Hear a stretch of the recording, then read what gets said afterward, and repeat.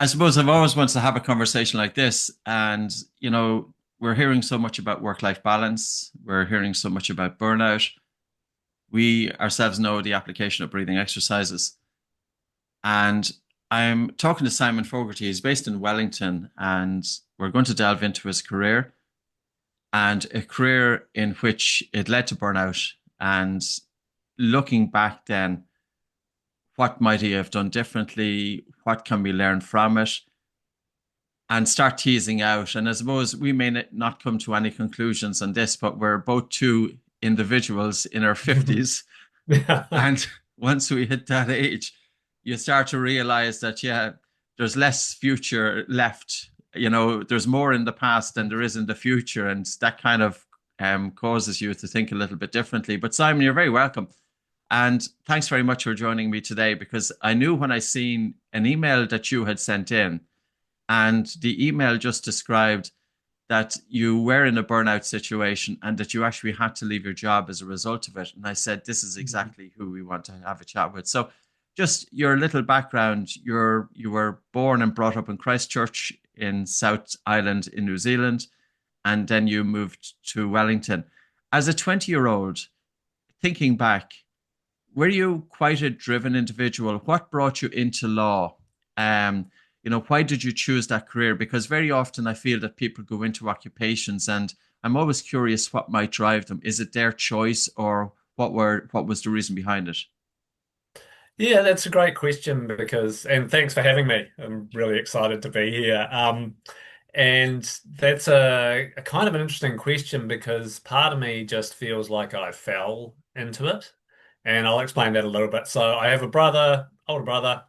He's a lawyer. He always wanted to be a lawyer from when he was little. He's 6 years older than me. He always talked about going into law. He went into law. I guess I kind of went through school. I didn't have any particular desire for a career. I went off to university, did a BA in history, and then I think I was well, actually, I was a bit naughty. I got accepted into first year law, and you don't have to do a first degree in New Zealand. You can just do it straight out of school. And I slacked around and didn't get into second year. So I did my arts degree. And then I was kind of thinking, what do you do with a BA? And I didn't want to be a teacher, which ironically now I'm a yoga teacher, and people always said to me, you should be a teacher, but I still don't think I want to. And so I thought, well, I'll go into law school. I had some friends who'd gone to law school. So went into law school, got through that. So I had my LLB and then thought, I'm not ready for the workforce yet. So I did a master's in law and 7 years at uni. And then it was like, I need to do something. I need to get a job. I accrued a little bit of debt. I was I just turned 25. Most of the people I started university with, long gone. Um, and so I then contacted a few law firms. I did a master's in intellectual property, so copyright, patents, trademark law. I contacted a few specialist law firms, and one of them said, "Come up, we want to meet you," and they offered me a job. And this was at a time when lawyers were having trouble getting jobs, graduates. It was not a great market. And that was kind of it. And away I went.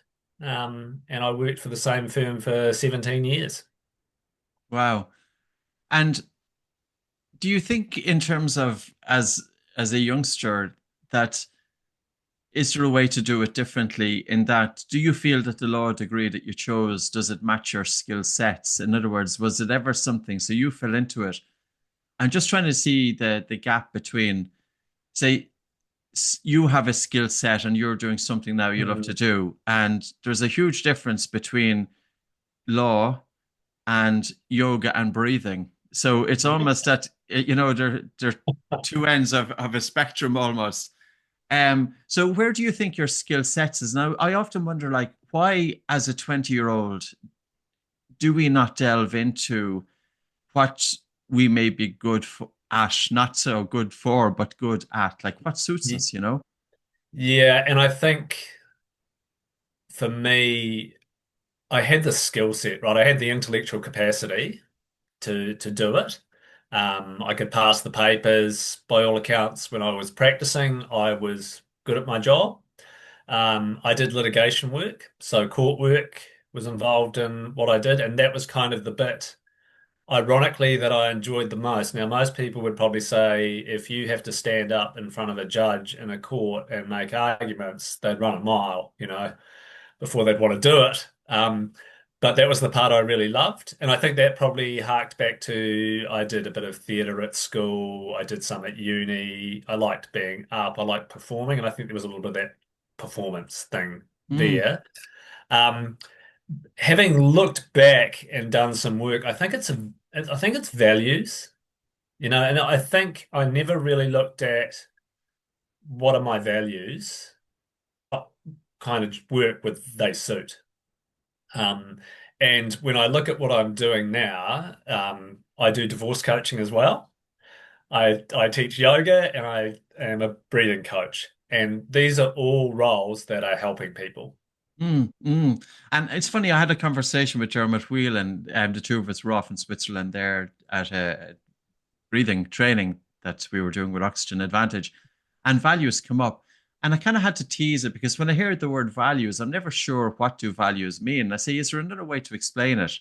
So he was saying then what's important to you, Yeah, and if so, say for example, if one was then deciding on, because sometimes when you come out when you're 20, I knew what I didn't want to do, but I didn't know yeah, what I wanted to do. And I remember my uncle asked me, and what are you going to do? And I said, I'm going to find a job that I absolutely love. And he kind of, I just felt that maybe felt that it wasn't attainable, where it should be. Now, I didn't fall into breathing first off either. I was in the corporate world, and I have to say, I did not like it yeah, at all. Um, so there's a couple of points there. It's a little bit when you talked about standing up in front of people, some will love that. That's really, really exciting.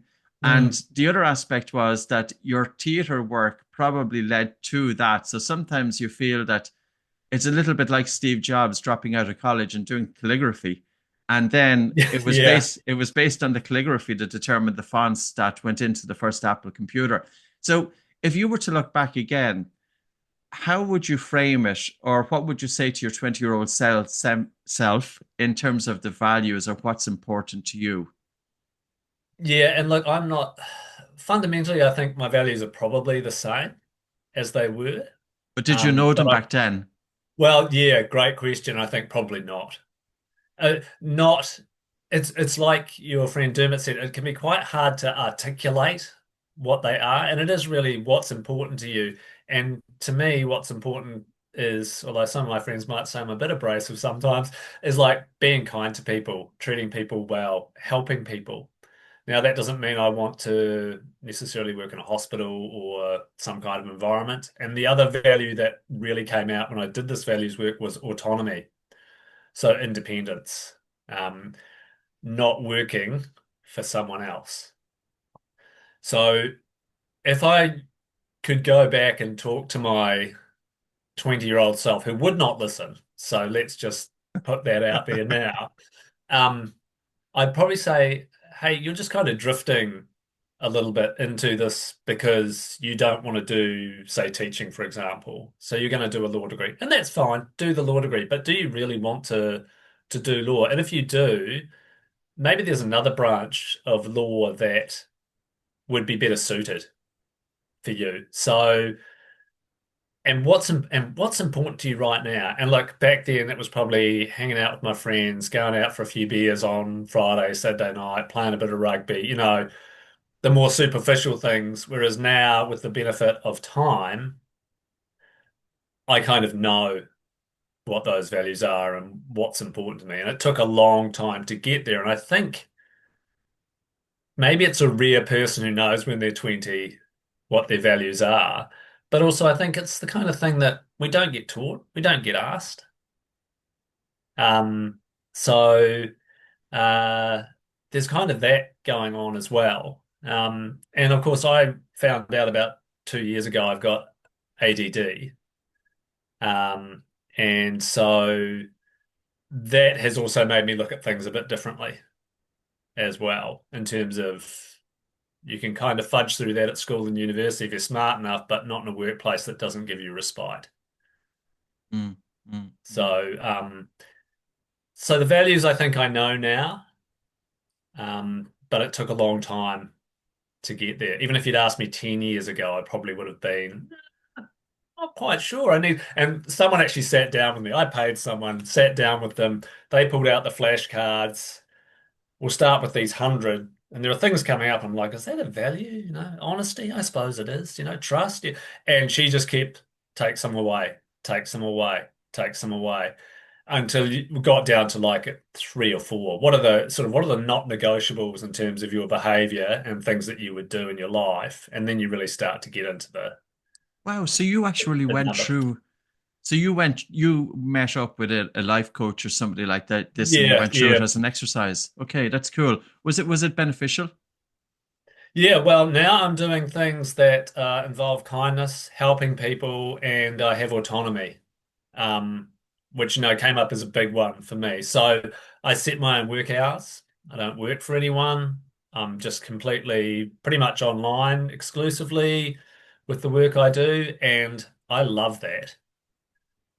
Now, if Yeah. someone had said to me when I was 20, you'd be better off not working in a corporate world. Well, as a lawyer, you have to do at least 3 years in New Zealand to get your practicing certificate so you can work alone. So you have to be supervised. So I could have gone, okay, I'll do the 3 years and then maybe I should be practicing in my own account and I'll take clients when I want to and work when I want to. Um, Having said that, I'm not convinced law was ever the right profession for me. And that's kind of I'll never know, right? But I'm never Mm, going mm, back. mm. See, the other thing is though, okay, so we're coming out when we're in our 20s, and I think some youngsters will have an inherent drive. I felt that Yeah, I had quite a drive, and sometimes when I look back, I felt sometimes did I overdo it in terms of work. But it's a hard balance though, because on one mm, hand you want to go into a profession that you love, and on the other hand you want to be able to generate sufficient income that you can provide for yourself and your family. yeah, And it's not always an easy one to square up, you know. So like I don't know where the answer is in that, but I was thinking like, in terms of a 20-year old could say, well, I want to be a rock star, but then you have to realize then, well, how many musicians actually reach to those heights? Maybe it's a 0.5% of all people that go into music. yeah. So it's kind of striking that. Do you have kids, Simon? I You have have. two. Yeah, You have two. boy, girl, Okay. twins. So this Yeah, is the conversation then. Do you actually cover this or go through it with your own children in terms of what ages are they now? they're 18. Well, they'll Okay, be well, 18 in July, so they're okay. close. So this is a great age. Oh, Um, well, you'd say that. I won't and tell you about my son and his motorcycle accidents. no, yeah, No, yeah. that's And a is whole he other is he podcast. okay? Yeah, he's all right. Okay, okay. That's good. Um, so yeah, I'm going to move on a small bit. So I haven't quite, as I said, we might raise more questions than we do answers. Yeah, maybe.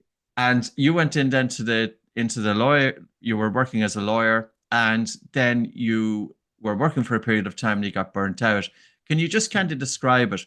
Was it the workload? Was it the stress? Was it the hours? Um, and what if you were? So maybe just start with that. Yeah, that's a really difficult question to answer because it's hard to know. I lived in a flat for a while in an apartment building that was quite noisy and so had quite a lot of sleep interruption. So it was on quite a busy street in central Wellington. It's a bit of a slope, so skateboarders would be going down it at 2 in the morning. The wheels. Good on them. They were having a good time. So a little bit of me is thinking that the sleep was part of it, part of the puzzle. Um, the the ADD thing is really interesting because now I've looked into that a little bit more, and I saw a psychologist for a number of years, and we'd sort of talked around a lot of stuff, and then this came up. And the interesting thing, she goes, "Oh, you've achieved quite a lot given what's gone on, but my brain basically needs time to recover. So if I can focus on something, for hours and hours, and then I need a break, and that's not 10 minutes, that's hours, maybe a day kind of thing." And so we sort of talked around that and hypothesized that at school and university, I could just keep getting downtime. Like you go to a lecture, take some downtime. I played a lot of arcade games, played a lot of pool, wasted a lot of time. Um, and then you do an assignment, but you could still engineer downtime. The university, I think it's harder than it was when we were there. I don't know, it was a lot of exams when I was there and not a lot of coursework. So you could get through the year doing not a lot. Then you go into a work environment that is high stress, quite demanding. The hours weren't crazy where I was working. So, I mean, well, I partly crazy. I would work probably from between 8 to 5:30, 6 o'clock. So I wasn't in like a magic circle work until 10 o'clock every night. Yeah. But that's still a lot of work when I'm not getting any downtime during the day, right? Like I'd go to the gym and I'd have some lunch, but if you came in and they said, "Oh, there's an interim urgent injunction application, we need to get it filed by 5 o'clock," well, hands to the pump and away you go. And so I think what it was probably combination of things and more like an erosion. It kind of just you don't even know it's happening. And then one day I'm just sitting at my desk, massive panic attack. And what's going on here? It just absolutely slams you from out of nowhere. And if you ask anyone who's had one, they're like, yeah, 1 minute you're there and the next minute is just full on. And that was kind of the beginning in terms of the symptoms of what was going on. And if I could go and talk to myself then, I'd probably say you need to have a pretty serious think about, is this what you want to be doing? Is this going to work for you? Because I just keep going back to work. I would take time off and keep going back to work. And then I started to get symptoms of depression and anxiety, and it just kind of Mm. snowballs until it reached the point where I was just like, actually, I can't function at But work anymore. but it's not an easy decision because if you think of it, you're after putting so much work and effort to get to where you were in that organization. You probably may Yeah. have had a young family at the time. You can't walk away from it. You have an obligation. There's responsibilities financially. And generally we tend to push through things and Yeah. we kind of override the signals that our body is telling us. So it wasn't an easy decision. No, And no. I'm not sure, would I have been able to step aside either, unless I was forced to step aside, that kind of Yeah. way. Um, Yeah. Yeah. It is hard because especially like by that stage, the financial remuneration was very good. mm, But you've got a mortgage, like you say. And my wife at the time, we'd opted for her not to work while our kids were little. And so we didn't have another income to fall back on. yeah, And we had a mortgage and bills to pay and all that kind of yeah, stuff going on. And, I really loved the people I worked with, mm, and I still catch up with them now. And it's been over 10 years since I was in that environment. And that was yeah, when the time came to actually leave, it was really an easy decision because there wasn't really another option. It was if you don't go, and look, I was never suicidal or yeah, anything like that, but you could see if you don't go, maybe that's the path you're going to end up yeah, on. yeah, yeah, Maybe it's going to be really bad. yeah, Um, but yeah, when it first happened, it would have been really challenging because you think, well, actually, I can get over this. And everyone says, look, it'll be okay. We'll manage your workloads. There was no pressure to stay at work, but there was help there. And then you see a psychologist and they say, well, we can manage the symptoms, da da da da da. Um, it's really, if I'd known so much more, I probably could have avoided the whole scenario anyway by better management of myself and probably could have had a thriving, lengthy legal career. Can we You know, delve into that a little bit more? Okay, because this is what I want to try and find out. I want to find out, you looking back, what would you have done to manage yourself? Because I'm just thinking about Simon in the context of, say, a 35-year-old, highly stressed in the yeah. workplace. Um, what could you have done differently? Well, I think I could have probably gone to work for myself if I really wanted to. That would have been one potential pathway. Um, I could have worked part-time, so less time in the office. But I think it's really more about managing the mental side of things rather than the physical spaces that you're in. You know, if you'd written your book in 2000, well, and I'd had that, and I'd been able to adhere to it, then I think that kind of thing would have made a big difference. My yoga practice has made a really big difference to my life as well. And I think there's that saying, the body keeps the score. Um, and I didn't really understand that until quite recently. But all that stuff does build up, and it's got to go somewhere, right? And so it's going into your body. So what should we be doing with our bodies that can help us, sustain work? And to be honest, we're not engineered to work the hours we kind of do and suffer the kind of stress we do all the time, right? Getting cortisol hits every 2 hours, 5 days a week, not good for you. Totally. Um, so I think learning things like the breath work kind of things that actually really make a big difference. And then my partner has noticed and has said, you're like, after 6 months of doing breath work, you're a different person. Not in personality, but just in my ability to deal with stress and anxiety and those kind of things. So, I, yeah, there's kind of needs to be a beginner's guide to stressful jobs. Here are the things you should do. Totally. Good diet, good exercise. I'm a historically a chronic mouth breather, so there's all that physiological stuff that was going on that was unhelpful for me. Um, all those kind of things that we pay lip service to a little bit, I think.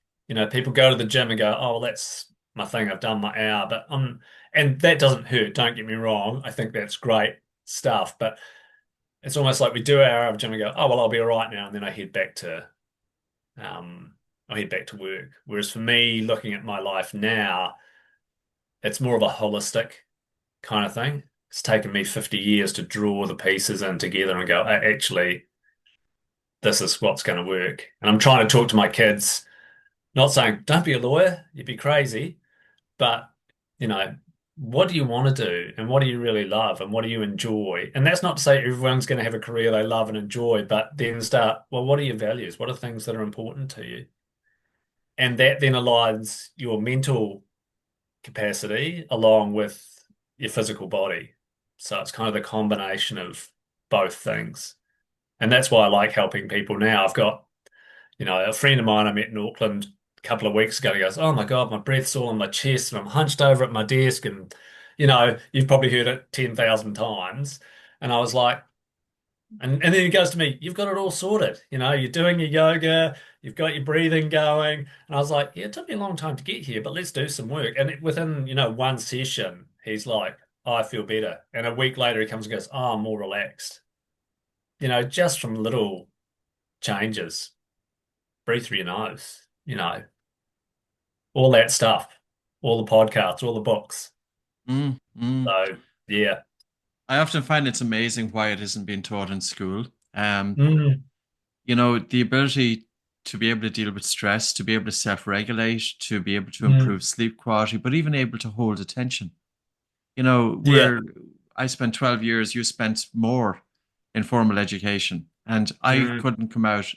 I wasn't able to concentrate. You having ADD. Can I just circle back to ADD? Do you feel that you were born? So this is sometimes a conversation. If somebody has very poor sleep, yeah. it does the symptoms of ADD arise out of very, very poor sleep. So, say, for Yeah. example, somebody who's a chronic mouth breather, somebody who's snoring, somebody who's having insomnia, somebody with obstructive sleep apnea, or somebody just with resistance to their breathing. Mm, They will have the same symptoms of ADD as somebody mhm. who may get a diagnosis of ADD, and trying to square what the difference there is. Um, do you feel that it is a genetic trait in you, or do you feel that it may have been as a result of your poor sleep? In other words, could it have been something that could have been addressed early on had attention being paid to the fact that you were a chronic mouth breather. And anybody who's a chronic mouth breather, myself included, I had Mm. terrible sleep. Mm. Yeah, I can't tell you the answer to that question in all honesty Mm, because I don't know. I've got sure, a neurodivergent child, and that's sure. actually what sort of triggered the. And then I started talking to my siblings. What about dad?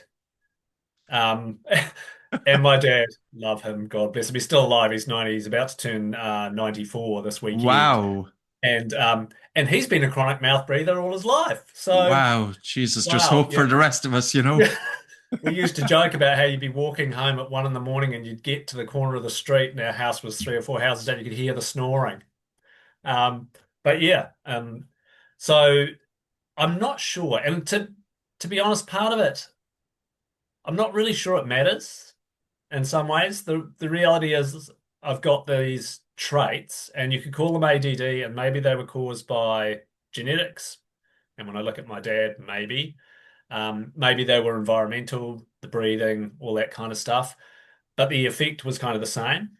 And Mm, interestingly for me, the breathing has helped dampen that effect down as well, regardless of which one it is, whether okay. it's So, genetic or environmental kind of thing.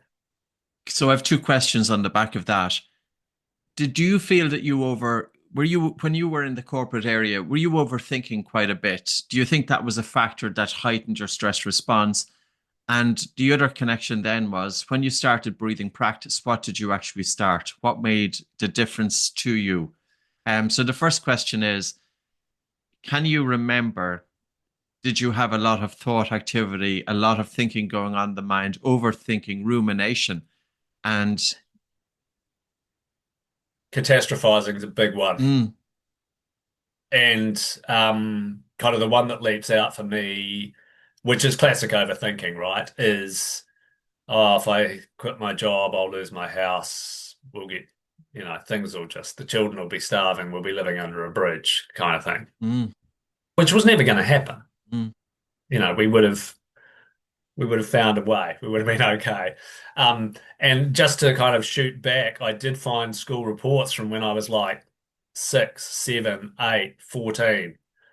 Talks too much in class, would do better if he paid more attention. So there's whatever was the cause, the traits were there. sure. Um, Um, and so, yeah, probably a lot of overthinking. Um, not so much at work. The problem at work was probably once I could have my intense focus, but once I hit that wall, I couldn't do it anymore. So the brain just kind of went, nah. And then I could read the same thing 5 times and nothing, right? is that Wouldn't not remember it. normal though, Simon? Like I Well, think I'm like that to be honest with you as well, you know. yep, but my colleagues were reading the same things, so I was also a patent attorney, and my colleagues were reading the same things and getting it in one hit, and I was like, "Am I dumb?" But I think it was just my brain needing a break. But yeah, my partner is always joking with me. I'm always like doing little rhymes and little ditties and little songs, and she's like, "You're so good at that. You should be in the creative industries." And I'm like, "I don't think I could work with creatives." She work. She's not a creative, but she works with creatives, and they have another way of doing things that is different to how I would do things. But yeah, my brain's always it's always just kind of things are just kind of tumbling, and words come out sometimes, and some of it's funny, and some of it requires apologies. So, um, but yeah, so definitely really active brain, no doubt And about it. when you started then on your breathing journey, so what got you into breathing?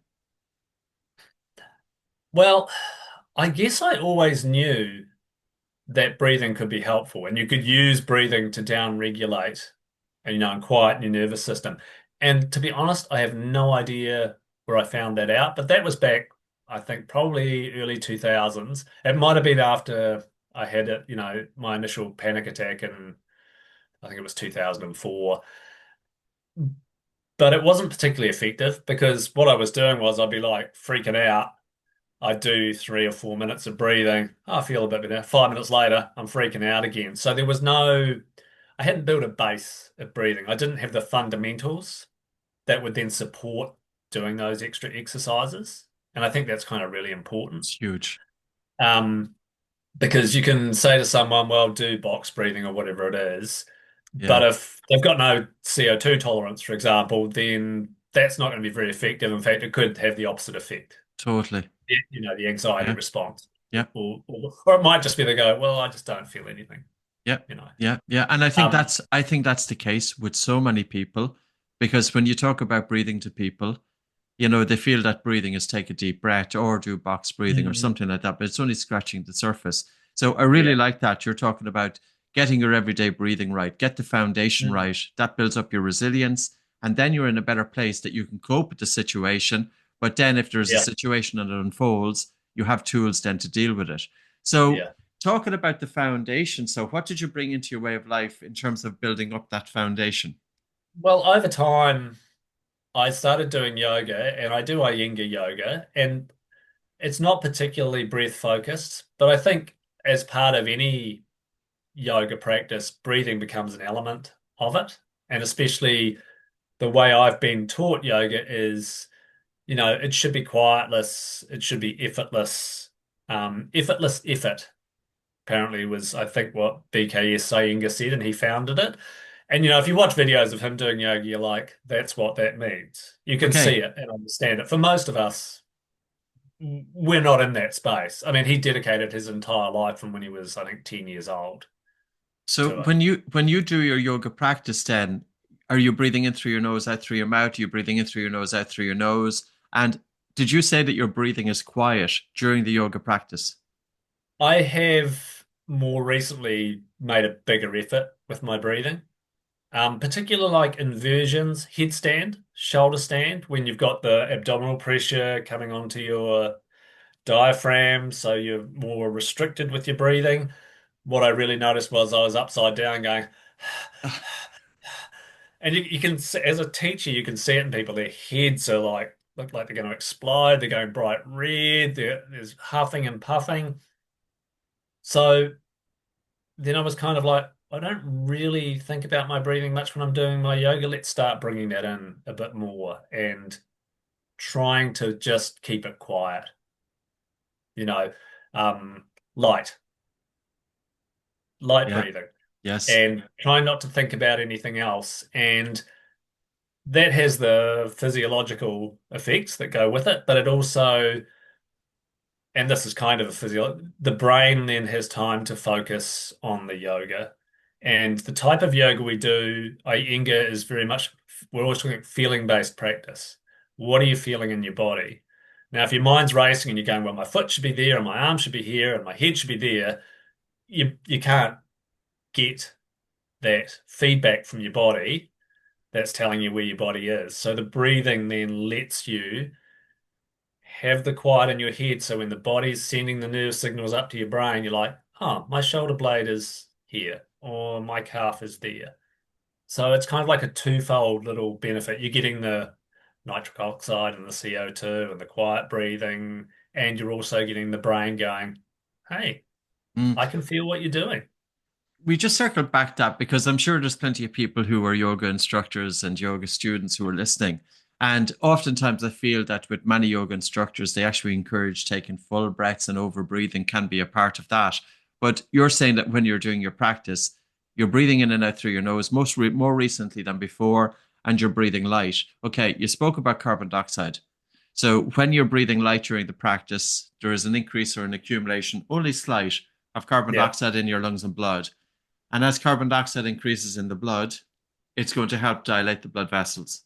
So this Mm, increases blood flow to the brain. But also, as carbon dioxide increases in the blood, it slightly drops blood pH, which reduces brain cell excitability. mm, So, this in turn, you were talking about, then you're doing your yoga practice with more focus, but it kind of makes sense because you're doing your mm, yoga practice with controlled light breathing. mm. And that in Yeah. turn then is setting up the brain response that it's going to cause a natural quietening of the brain. And this is, Mm, see, these are the things that are really worth teasing out because, you know, can you imagine a yoga instructor being able to weave in the science of functional breathing practice into mm. it and how it could help people? And I often wonder, how is it, why has this been overlooked? Like, How on earth have they missed it?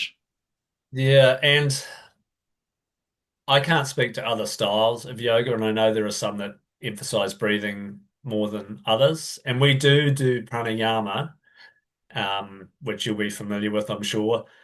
And again, for me, I've seen people doing pranayama and really struggling with it, and I think it's because they don't have the baseline tolerance and things like that to do it. And look, and so just to digress a little bit, when I tried meditation practice, I think I had the same problem. Oh, breathe quietly. But I didn't. When I first did the bulk test, I think it was 13 seconds. So not terrible, terrible, but not great. Right. Mm, And mm, so I'm like, well, it's no wonder I'm uncomfortable trying to do these much deeper, longer inhales because my body's going, dude, you need to breathe. So mm. you need to build that stuff up. Um, as a teacher, I find the breathing a bit of a conundrum to teach because I think a lot of people actually aren't capable of bringing the breathing in for those reasons we've already talked about. So for me as a teacher, basically, I just encourage the students pretty much every class I start, just keep the breath light, breathe in and out through the nose, Yeah, and away we go. And that's rather huge. than yeah, and some styles will be inhale here, exhale here, breathe in through the nose, breathe out through the mouth.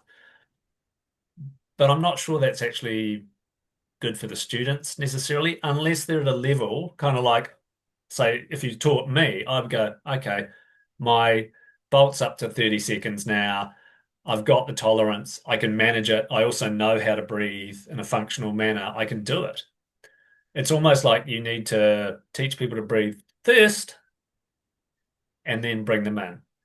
Having said that, even people who have, and I see it, dysfunctional breathing, they get a lot out of their yoga practice. They do get Yeah, quietness and things. So it's of kind of, course. for me in that environment, I've got my yoga teacher hat on. It's about what's the benefit they can get from their yoga practice. And if we can get a little bit of breathing in there, great, bonus. If not, they haven't come here to do a breathing class.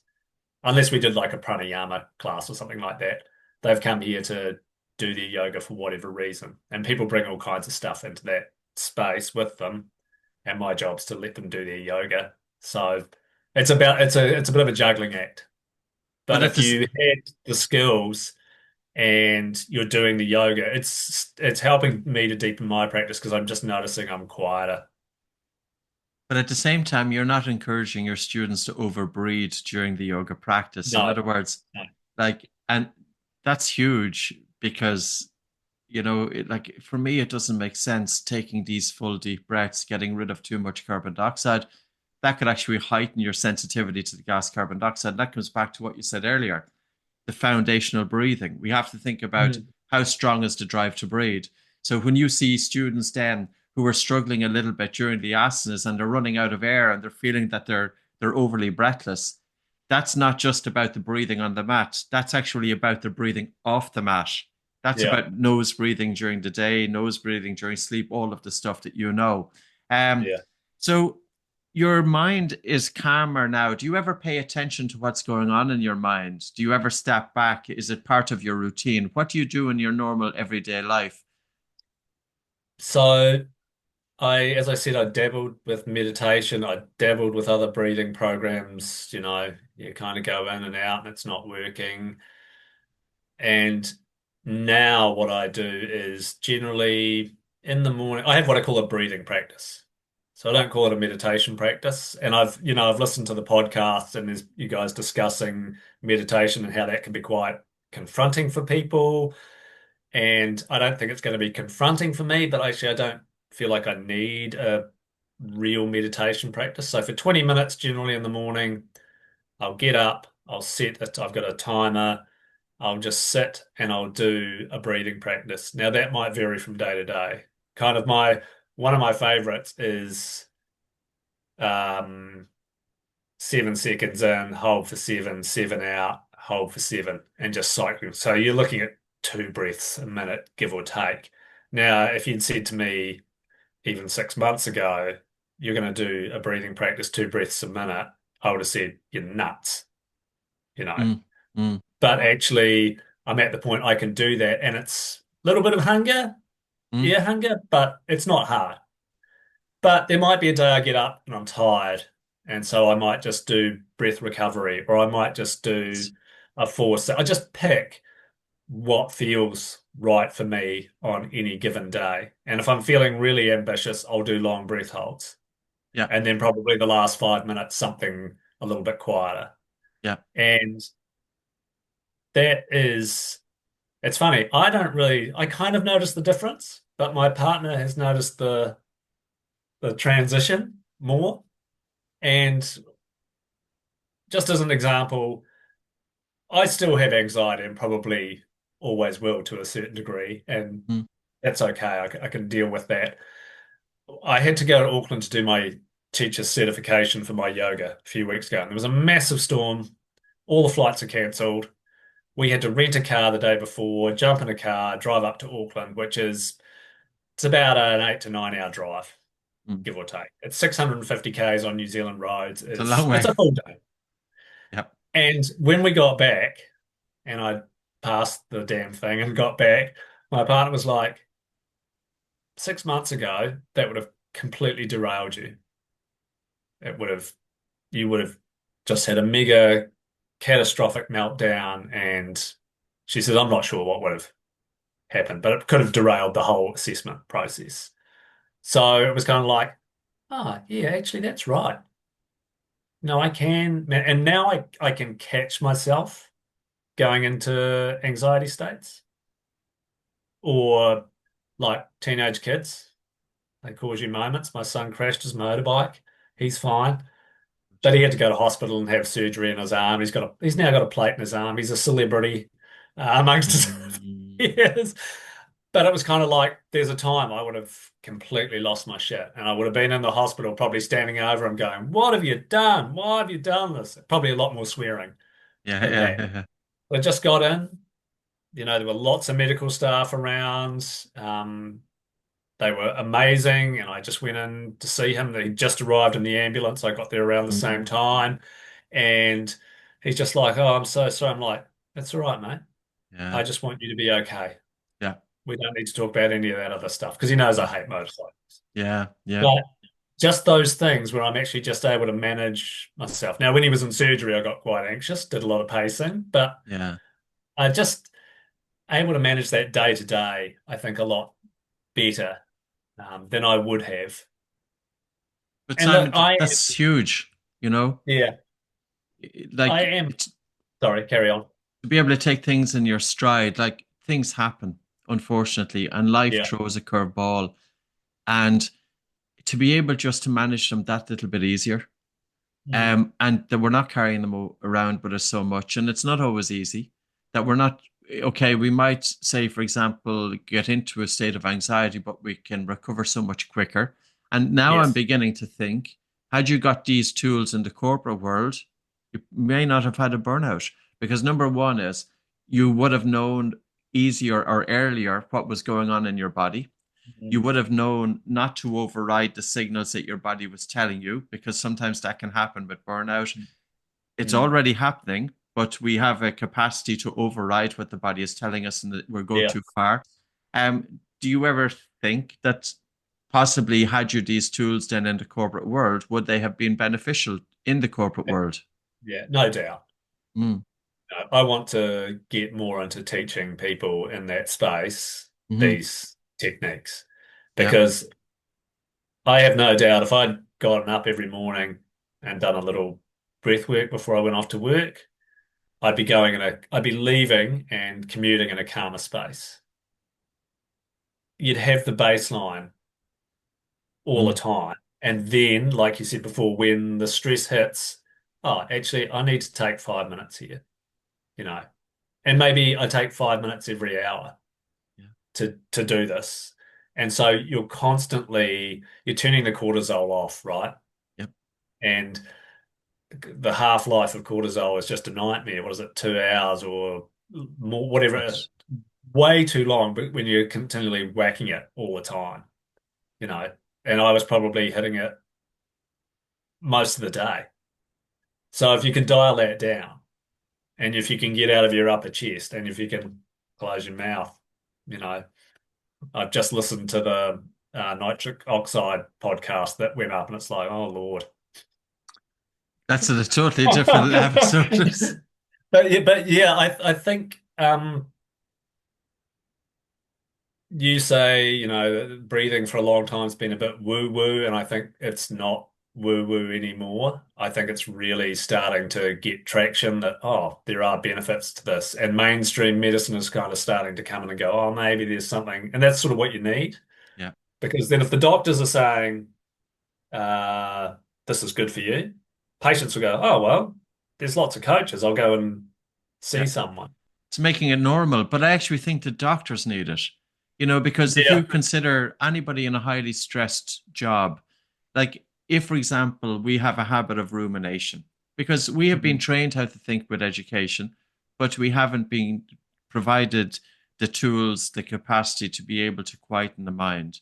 We haven't Mm. been provided the tools to improve our everyday breathing. You spoke about if you were breathing through an open mouth, if you're breathing upper chest, how many people are breathing that way? Dysfunctional breathing is quite common. And of Mm. course, if we breathe that way, we're constantly telling the brain that we're under threat. And all the brain wants to do is get us out of the situation. And of course, if we're going into a meeting and we're feeling our heart rate is that little bit higher, we're feeling the butterflies in the stomach, we're going into a fight or flight response, we're not going to do well in that meeting because this is not a time for creativity or decision making. This is a time for fighting or flighting. So it's important to change our physiology. Coming back to your sleep, do you close your mouth during the night? I mouth tape with myotape. And has that made a difference to you? Yes, it has. So I would say my sleep quality has gone up quite a bit. So originally, I did what most people do. You just buy a bit of tape and whack it on your mouth. I'd Yes. never tape. I never did the whole across Uh, there. I think that's I the way I read, was doing it. yeah, I read James Nestor's book, Yeah. um, and I had a strip. And interestingly enough, that was right at the start when I really started getting into the breath work. And I would wake up tearing it off. I'd be in the process of tearing it off as I woke up because obviously I was having a little anxiety moment. Not getting enough air, you know. Um, so then, and that's because it took so long for the myotape to ship from Ireland to New Zealand. It's like a million miles away.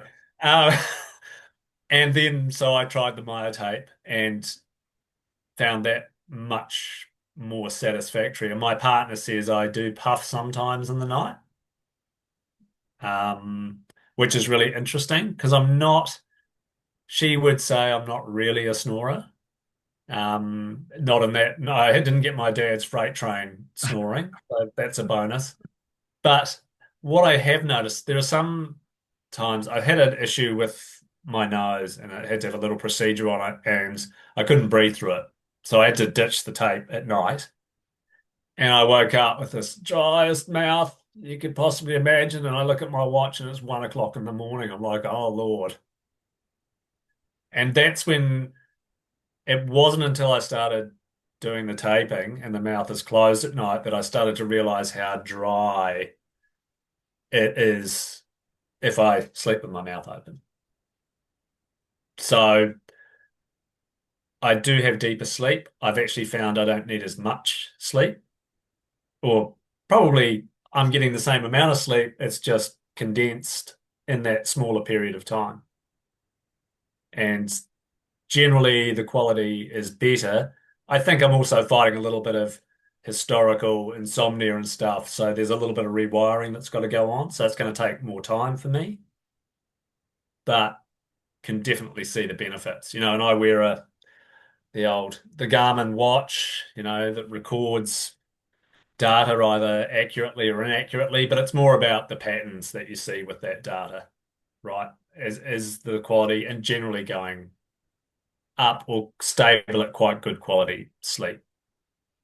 And of And course, I feel it in the morning. You feel the difference, right? so is your concentration now improved as a result of both better breathing during sleep, mouth closed? ideally tongue resting in the roof of the mouth, waking up feeling more refreshed, and then an ability to self-regulate throughout the day. Yeah, I think so. Because if you'd come to me even a year ago and said, you're going to start your own business and you're going to do sort of three jobs. My yoga I teach for a studio, so that's kind of easy. I have a fixed class every week, just the one. That's enough for me in that space. But you're going to start your own business, you're going to be managing clients, you're going to be doing all your own email and setting up your website and all that stuff. I can't afford to pay a big staff of Of people to do course. all that. Well, I probably can, but I was Yeah, of quite happy course. tinkering away. But I've invested a lot of time in those things, and I would have said like a year ago that would have freaked me out. So in a relatively short period of time, if you think about my 53, nearly 54 years, been quite a turnaround. And I'm kind of still a little bit astounded at that. I'm part of me is waiting. Come on, it's coming. You're going to have that moment where it all falls apart. Um, Sure. the the catastrophizing brain, and but it's kind of not. And there are other things in there. I manage my days, so the most appointments I would ever have in one day is like four people. So it's set up, my booking system's set up. If four people booked in one day, all the other appointments just evaporate. But I've also set myself a sort of a target of 10 to 15 hours a week of coaching work. And look, I'm in a fortunate position I can do that. We don't owe any money on our house anymore, all those big pressures where someone else might go, oh, well, I have to work 30 hours or 40 hours to make ends meet.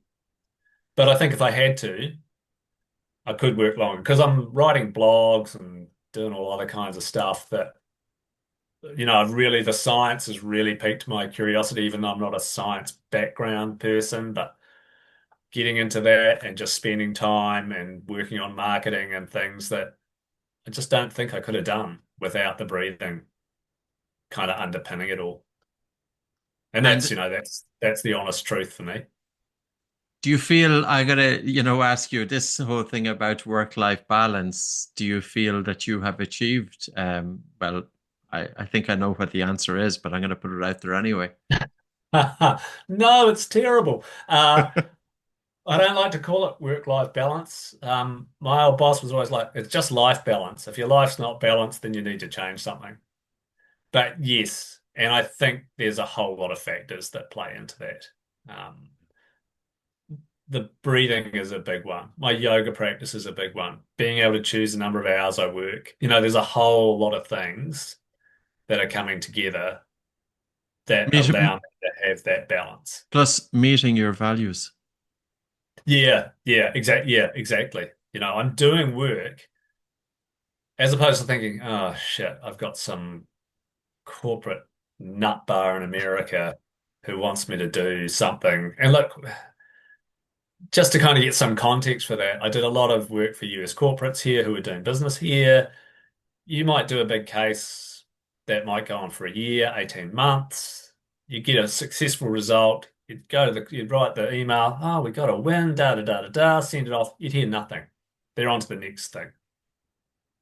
Deeply unsatisfying. When I go to yoga, if I teach a class of even 10 people, five of them walk out going, oh, that was great. Now, they're not saying to me, you were great. What they're saying Yeah, is, yeah. I got something out of this today. I needed this. And a lot of people go, oh, I really needed that today. And I'm thinking, God, you look like a nightmare to me. But you don't know what's going on in people's heads. Of course. But the satisfaction is in what they are getting out of it.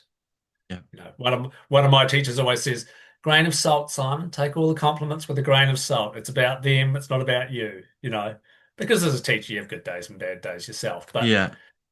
I just really enjoy that. And working with, I had a client, I've got a breathing client. She came to me at the start of the year. Her bolt was 2 seconds. Yeah. And she's like, look, I've had this, she's similar age to me. I've had this chronic breathing problem all my life, and I breathe in my upper chest. And I was like, well, look, we can Mm, We can work with this. And now she's up to 10 seconds or something mm, like that. mm, But mm, I can see her, she comes on and goes, oh, you know, I can actually get on the bike and just breathe through my nose. mm, Wow. How good does that make you feel that you've helped another human get some of their life back or improve their quality of life? Or maybe, if we want to be bold, maybe they're not going to have a stroke or a heart attack or whatever. Those things you mm. don't know. No, you don't know, but at the same time, breathing is that autonomic function that we can influence, and it Mhm. does have an impact on other functions in the human body. Um, like respiration and cardiovascular health are tightly interconnected. You know, Yeah. one affects the other, but respiration has quite an impact on cardiovascular. Like, I don't want to go off on a tangent, but George Dallam wrote a paper on endurance Mm. athletes, and he talked about cardiac fibrosing happening as a result of Mm. athletes pushing themselves too hard, possibly mouth breathing, which they tend to do anyway. And as Yeah. a result, it's causing reduced blood flow to the heart and contributing to atrial fibrillation and cardiac fibrosing. And nose breathing could help to prevent that. Could. Yeah. I'm just going to bring it to a close, Simon. Yep. So, I think it's been a really good conversation. Um, I always find it so interesting, even though like the podcast is on breathing, for people to hear about you. So you're an oxygen advantage instructor. I'm correct there, aren't I? You are correct. Yes, Yep. yes. So I should have checked. I should have done my homework at the outset. I didn't Oh no, I'm prepare an with some answer. other school somewhere else. Yeah, no, I did the functional breathing course last year, and Great, at some point probably do the advanced training as great. well. Great, great. Well, you have your foundation there. So you talked a lot Yeah. about foundational breathing, and it's a good place to be. For people who might want to reach out to you and people who want to get an insight into your work, how do they find you? Claritycoaching.co.nz. I'm on LinkedIn. I have a very small Instagram presence under the claritycoaching.co.nz or email Simon at claritycoaching.co.nz. Great. I think that's the executive summary. So yeah, LinkedIn's a great easy way. Can you just put my name in, Simon Fogarty, and you're done. Actually, think it's an Irish name as well, Fogarty. Oh, yes, it is. And my mother always says Fogarty because I think she wants to make it sound posh, but I'm pretty sure the true Irish say Fogarty. Fogarty. Yes, we do. So yeah, Yeah. your mother is I right. had some Irish people laugh at me once. I was like, oh, I have to look at how I'm saying my name, do I? Yep. Irish ancestry all the way. Oh, good stuff. We'll take you on. Great, Simon. Pleasure. Thanks very much. And finally, last question. Do you feel comfortable that you have carved out a space for yourself that will bring you into when you're 60 and 70 and possibly even 80 years of age? Yeah, I think so. And I think like health-wise, yeah, fingers crossed, touch wood, all that kind of stuff. I think it's making a big difference to my life. And in terms of working, I think I could just carry on working Yeah. until I kind of don't want to, because the Yep. work is in some ways really easy. Yep. That's what it's all about. Pleasure, Yeah. Simon. Thank you very Yeah. much. Thanks, Patrick. It's been great. Cheers.